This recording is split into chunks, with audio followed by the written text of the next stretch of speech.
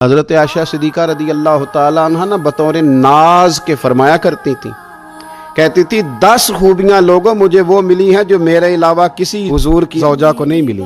اماں جی وہ کون سی؟ تو فرمانے لگی میرے علاوہ حضور نے کسی کنواری عورت سے نکاح نہیں کیا۔ پھر فرمانے لگی میرے علاوہ حضور کی کوئی بیوی ایسی نہیں، کوئی اہلیہ ایسی نہیں جس کا باپ بھی مہاجر ہو، جس کی ماں بھی مہاجر ہو۔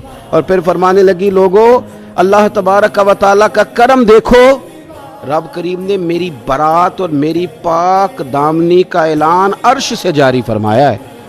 عرش سے حضرت عائشہ صدیقہ کے بارے میں 18 آیتیں سورہ نور کی نازل ہوئی۔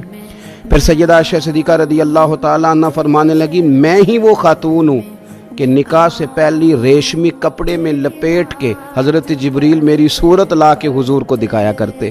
پھر فرمانے لگی میں ہی وہ حضور کی اہلیہ ہوں کہ جس برتن سے حضور غسل کرتے تھے مجھے بھی اسی سے غسل کرنے کا شرف حاصل ہو جاتا تھا۔ پھر فرماتی ہیں لوگوں یاد رکھو میں ہی نبی پاک صلی اللہ تعالیٰ علیہ وسلم کی وہ بیوی ہوں کہ میں حضور کے سامنے سوئی رہتی تھی، حضور تہجد کی نماز پڑھتے رہتے تھے، گویا جو انوار و تجلیات تہجد کے وقت وہاں نازل ہوتے تھے مجھے بھی اس میں سے خیرات ملا کرتی تھی۔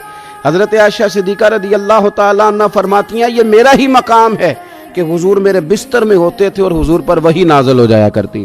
پھر ارشاد فرماتی ہیں کہ نبی پاک صلی اللہ تعالیٰ علیہ وسلم نے مجھے ہی وہ مقام دیا کہ حضور کا نورانی وجود میری گود میں تھا جب نبی پاک نے وصال فرمایا۔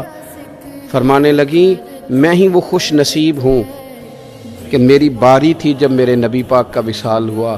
اور 10ویں نمبر پہ فرمانے لگی لوگوں میں ہی وہ خوش قسمت ہوں کہ جس کے حجرے میں رسول پاک علیہ السلام کو دفن کیا گیا۔ قیامت تک جس پر لوگ سلام بھیجیں گے جسے گنبد خضرا کہا جاتا ہے، یہ وہی مقام ہے جو حجرہ عائشہ صدیقہ کہلایا کرتا تھا۔ اللہ تو سیدہ عائشہ صدیقہ کے صدقے ماؤں پہ فضل فرما، بہنوں کے نصیبے اچھے فرما اور بیٹیوں کو برکتیں عطا فرما۔ آخر دعوانا ان الحمدللہ رب العالمین۔